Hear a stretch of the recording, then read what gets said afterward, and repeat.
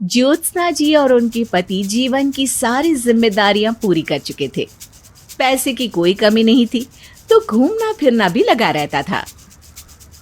अरे बेटी के घर जाकर तो मजा ही आ गया, लेकिन विदेश से अच्छा तो देश ही लगता है। अब मन को चैन मिला। अरे लेकिन वहां की औरतें देखिए, कितनी फिट, स्मार्ट और चमकती हुई। आदत से तो बाज नहीं आओगे आप। अरे मजाक कर रहा हूँ यार।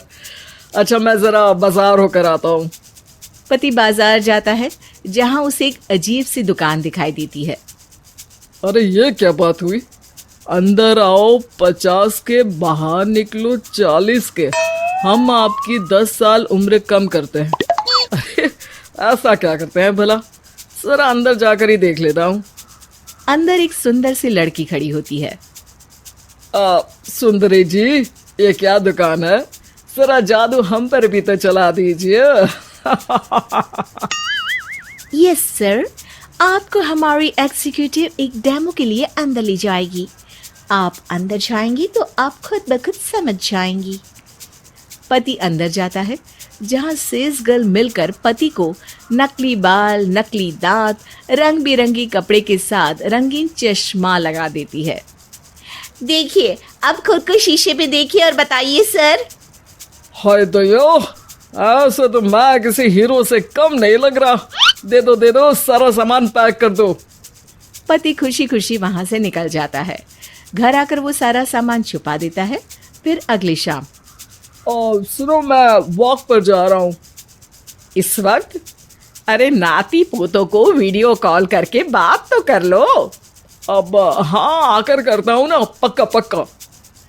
पति बाहर जाकर सारा मेकअप करता है और मार्केट में घूमता है, जहां उसे एक स्मार्ट सी महिला दिखती है। क्या आपको मुझसे कोई काम है? नहीं नहीं, आप तो बहुत हैंडसम है। थैंक्स। वैसे आप भी कम नहीं है। वैसे क्या उम्र होगी आपकी?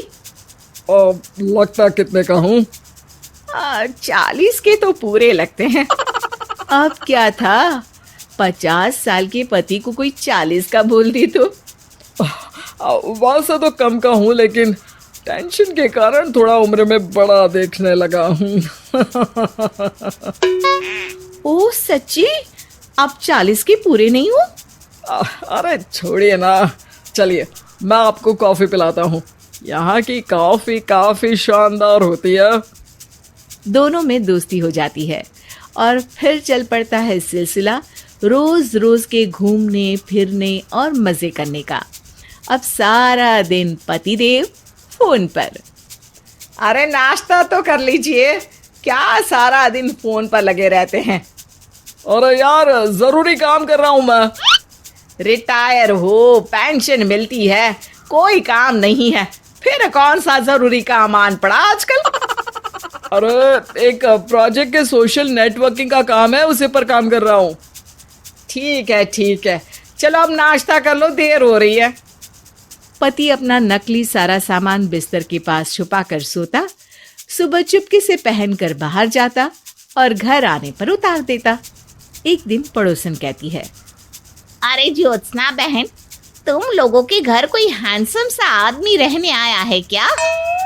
अरे कहाँ यार, मैं और ये दो ही तो लोग हैं घर में।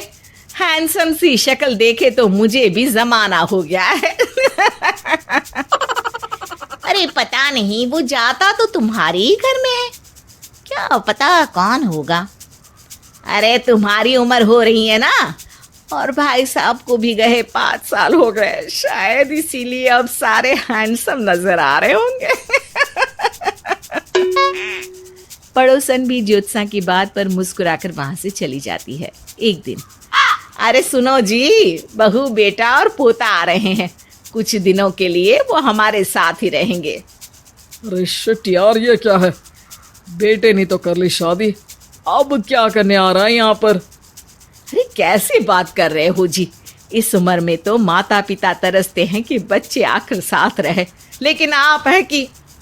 अरे ठीक है ना, लेकिन अब देखो सभी व्यस्त हैं अपनी जिंदगी में। ये लोग आएंगे रहेंगे, कितनी डिस्टर्ब हो जाएगी लाइफ। कैसी बात कर रहे हो? अरे जैसे बहुत हैपनिंग है ना तुम्हारी लाइफ, तो जो बच्चों के आने से डिस्टर्ब हो जाएगी। अरे दिन काटने मुश्किल होते हैं, बच्चे आ जाएंगे तो थोड़ा दिन रात पता तो चलेगा। ओफो, ठीक है, लेकिन बोल देना कि ना कोई मेरे कमरे में आए, ना मेरी लाइफ पे दखल दे कि मैं कहाँ जा रहा हूँ, क्या कर रहा हूँ, समझी? खैर, वो दिन भी आ जाता है जब बहू, बेटा और पोता उन लोगों के घर आते हैं। एक दिन, माँ जी, आज मेड नहीं आई है तो मैं आप लोगों के कमरे में झाड़ू लगा देती हूँ। अरे नहीं बहू, वो तेरे पापा को ना पसंद नहीं है कि कोई उनके कमरे में जाए। तू छोड़ ना, मैं खुद ही लगा दूंगी। सास को समझ में नहीं आता कि आखिर उसके पति ने किसी को कमरे में जाने से मना क्यों कर रखा है। खैर, वो साफ सफाई करके बाहर निकल आती है, लेकिन कहते हैं ना, बच्चा तो अबोध होता है, उसे किसी बात का क्या पता। वो खेलते खेलते दादा के बिस्तर तक पहुंच जाता है और बाहर ले आता है दादा का वो सारा सामान जो वो लगाकर घूमते थे। ज्योत्सना की नजर उस सामान पर पड़ती है। वो बच्चे से पकड़कर कमरे में लाती है और पैकेट खोलकर देखती है। हाय रे दैया, ये क्या? लग रहा है कि आजकल ये प्रोजेक्ट नया मिला हुआ है। बेटे बहू के जाने के बाद ज्योत्सना सोचती है कि वो बात करेगी, लेकिन फिर अरे खुद से बात करूंगी तो मुकर जाएंगे। पता लगाना होगा कि माजरा क्या है। कुछ दिनों बाद, अरे यार, ये बच्चे लोगों के आने से लाइफ ना बड़ी डिस्टर्ब सी रही। मैं कुछ देर के लिए वॉक पर जा रहा हूँ, आराम से आऊँगा 2-4 घंटों के बाद, ठीक है? मैं क्या सोच रही हूँ कि मैं भी आपके साथ चलती हूँ। अरे थोड़ा रिलैक्स मैं भी तो हो जाऊँ।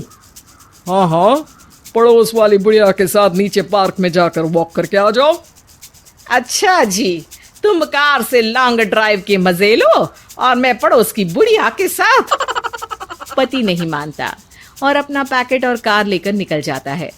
रास्ते से वो उस महिला मित्र को फोन करता है। हाय ब्यूटीफुल, मैं कुछ दिनों के लिए आउट ऑफ कंट्री था, आज आ गया तो सोचा तुमसे मिल लूं। हाँ, क्यों नहीं, क्लब में आ जाओ। पति क्लब में पहुंचता है, सारा नकली सामान चिपका भी लेता है, लेकिन उसे पता नहीं होता कि ज्योत्सना ने सबका गोंद निकाल दिया है। ओ बेबी, मैंने आपको बहुत मिस किया। मैंने भी। लेकिन वो जैसे ही हंसता है, उसके नकली बाल गिरकर हाथ में आ जाते हैं, जिससे उसका सर गंजा दिखता है। ओ ये क्या?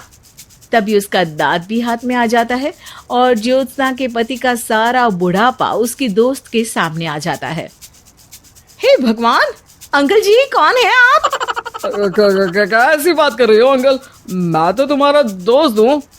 अरे पर हो तो अंकल ही ना। नकली दांत, नकली बाल और क्या क्या नकली है। पति को गुस्सा आ जाता है। वो महिला के बाल पकड़कर खींचता है, जिसके बाद उसका बाल भी उसके हाथ में आ जाता है और महिला के सारे पके बाल सामने आ जाते हैं। ओह, तो तुम भी उसी दुकान से हो? जाओ 50 की निकलो 40 के।